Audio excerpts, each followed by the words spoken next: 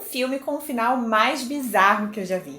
Man, de Alex Garland, diretor de Ex Machina e Aniquilação, é um filme excêntrico que aborda os efeitos do machismo para uma mulher, como essa prática é capaz de inserir um sentimento de culpa irreversível na mulher e como é difícil de superar os traumas advindos dessas condutas. Mas já adiantando, é um filme que vai dividir a opinião do público. Eu acredito que o público não deva recepcionar muito bem esse filme, porque ele tem uma proposta bem ousada. Nesse vídeo eu faço uma análise sem e com spoiler e também comento sobre aquele final.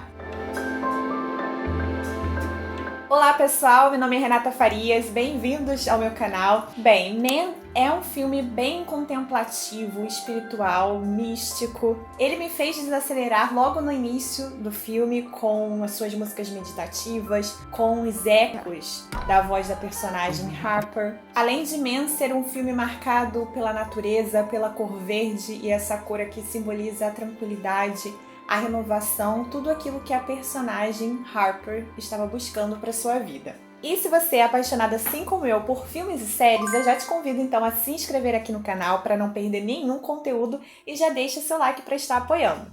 Harper, interpretada por Jessie Buckley, decide passar 2 semanas em um local afastado da cidade, tomado por natureza, a fim de superar um trauma em sua vida. A propriedade pertence a Jeffrey, um cara com olhar intimidativo e que se mostra bem solícito assim que Harper chega no campo, onde tudo parece um sonho, mas se transformará em um verdadeiro pesadelo para ela. Mas por quê? Porque situações bizarras vão acontecer no local onde ela está. Então, o que era para ter um efeito de cura, na verdade vai ter um efeito oposto e vai deixá-la ainda mais traumatizada. Além disso, saberemos também o motivo pelo qual ela está tentando se curar e o que de tão grave aconteceu na vida dela. Eu gostei da atuação de Jessie Buckley, eu senti essa conexão com ela, com a personagem, e também gostei da atuação de Rory Kinnear, que ele se mostrou bem intimidativo, ele dá aquele ar mais ameaçador. Porém, o filme, eu achei ele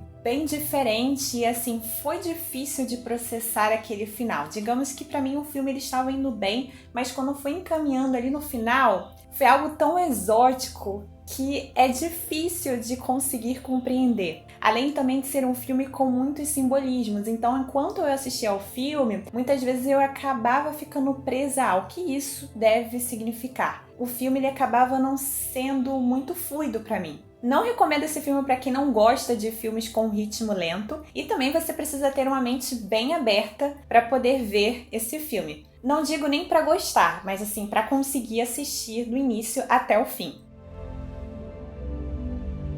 No início do filme, vemos Harper degustando a maçã do local, o que simboliza a culpa que a mulher carrega, remetendo à história judaico-cristã de Adão e Eva, em que a Eva come do fruto proibido no Jardim do Éden e assim a humanidade, como castigo, ela perde o fim da vida eterna e de viver naquele paraíso. Jeffrey até afirma a Harper que ela teria comido a maçã proibida e depois ele diz que era apenas uma brincadeira. Quando Jeffrey recepciona a Harper, ele questiona ela por que ela não tem mais o sobrenome de Mr. Malloy. Ela deixa implícito então que ela está divorciada, mas mesmo assim, o que é bem estranho, ele insiste em chamá-la de Mr. Malloy. Em nenhum momento do filme ele chama ela pelo nome de Harper. Parece que ele tem uma dificuldade de aceitar que ela não está mais casada e sim divorciada. Por meio de flashbacks, sabemos o que aconteceu com a Harper e o peso, a tormenta que ela carrega. O seu ex-marido a tinha ameaçado de que, se ela se divorciasse dele, ela precisaria carregar a culpa da morte dele, porque ele iria tirar a sua própria vida. James é um cara tóxico, que bisbilhota o celular da Harper, que faz com que ela tenha essa sensação de culpa. Ele a manipula, ele compara terminar uma relação que já estava fracassada com a própria morte dele. O intuito era fazer com que a Harper carregasse essa culpa e ele ficasse na consciência dela, se perpetuasse na vida dela. Aqui, comentando uma questão de interpretação minha, para mim essa questão da culpa está presente em diversos momentos no filme. Por exemplo, quando ela tenta atravessar o túnel e ela brinca também com a sua voz, fazendo aqueles ecos. E aquilo dali para mim significou a repetição, como ela está presa naquele ciclo de culpa. É um momento também que ela vai tentar atravessar aquele túnel, seguir a sua vida, se livrar daquela depressão. Mas quando ela resolve fazer isso, ela vê um homem que parece estar a perseguindo. Ela então se sente intimidada por esse homem, ela resolve retornar para casa, mas é quando ela vê o local fechado, o portão está fechado. Como que ela vai conseguir fazer esse retorno? Ela está presa nesse ciclo, ela não consegue mais escapar dali. E essas atitudes machistas do marido dela estão presentes em todos os homens com quem ela encontra durante aquela viagem ali naquele campo. E até mesmo se vocês prestarem atenção no início do filme, quando ela faz uma videochamada com a amiga dela, a videochamada ela acaba sendo cortada e a gente vê como se fosse o rosto de Jeffrey sendo invadido naquele celular. Eu tive uma sensação que era como se o marido de Harper estivesse incorporado naqueles homens que aparecem durante o filme, que na verdade todos eles são iguais, são interpretados pelo Rory Kinnear.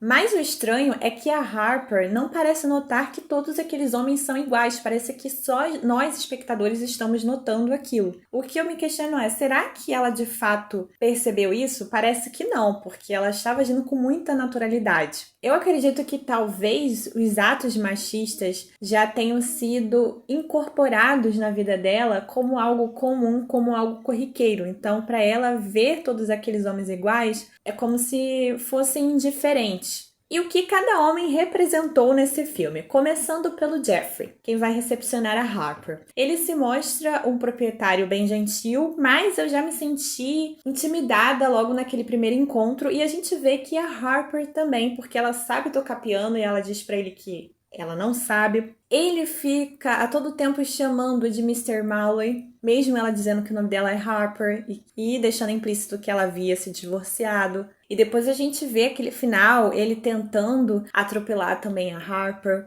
Além também de ele desacreditar das palavras dela, fazer questão de deixar ela em uma posição inferior. O outro personagem é o policial, quem era para ter dado credibilidade à palavra da vítima, a Harper, quem era para ter dado suporte a ela, mas na verdade ele acaba fazendo pouco dela. Ele diz que o cara nu que apareceu em frente à casa, ele já havia sido solto porque ele não representou nenhum perigo para ela, ele não tinha feito nada. Ele era apenas um stalker inofensivo. O vigário, que era para ser aquele personagem que representaria aqui uma absolvição, o misericordioso, na verdade, ele é quem vai inserir essa culpa também em Harper. Ele menciona em um momento que o marido só fez isso com ele mesmo porque ela não teria dado oportunidade a ele de ele esclarecer com ela, de pedir desculpas, e então isso fez com que ele tirasse a própria vida dele, que toda aquela tragédia tivesse acontecido. Ele não se posiciona no lugar de Harper como deve ter sido para ela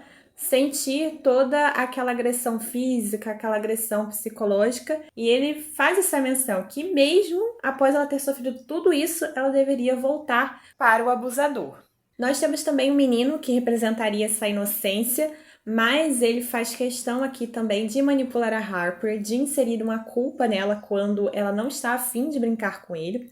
Então, só porque naquele momento ela resolve não priorizar as vontades dele, ele faz questão de fazer com que ela se sinta a pior pessoa do mundo naquele momento. Por fim, vemos o Homem Verde que aparece em frente à casa dela, que fica a todo tempo a stalkeando, observando, e ela se sente muito desconfortável nessa posição. E o Homem Verde, ele significa o renascimento, o crescimento que vai se conectar com o final do filme. Todos esses personagens que eu mencionei, eles se conectam, como eu falei, com o ex-marido de Harper. Eles apresentam os mesmos ferimentos que o marido dela obteve quando se matou. Então a gente vê a mão cortada, o tornozelo torto depois que Jeffrey bate com o carro, e ele se apresenta de forma bem parecida como o marido dela tinha morrido. E é no final também que a gente vê aquele final bizarro daqueles homens sendo gerados, né, através de cada um deles. E por último aparece o James, e é quando então a gente entende que o filme ele quis passar essa mensagem de que o James ele teria sido assim abusivo com a Harper porque ele teria sido fruto dessa sociedade machista. Então ele não era o único, ele estava conectado com essa forma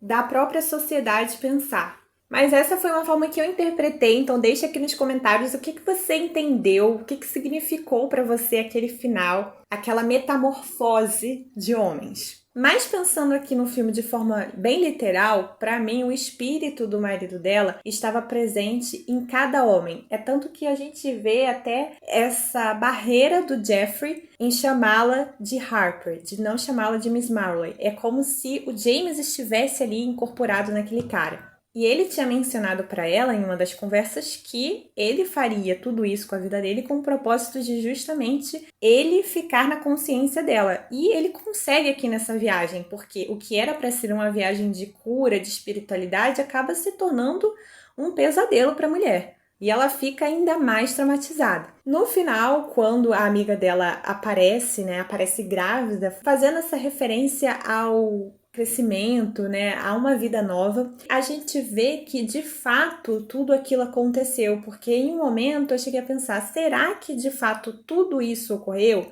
Ou não quis significar uma metáfora, para a tristeza, para a raiva que a Harper sentia. Mas é quando a gente vê as manchas em frente à porta daquela propriedade e também a gente vê aquele aspecto cansado da personagem e também o carro aparece destruído. Então o filme ele apresenta esse aspecto de mostrar uma realidade literal com um sobrenatural. E aí, o que você achou desse filme? Você gostou? Deixa aqui nos comentários. O filme, ele acabou não dando certo para mim, justamente por causa desse sobrenatural. Acabou não me pegando e eu achei muito surreal, assim. Acho que é um filme para ser sentido e não para ser entendido, mas eu achei que foi uma viagem muito louca. Acabei não me conectando muito com ele. Mas deixa aqui nos comentários o que você achou. E a gente se vê então até o próximo vídeo.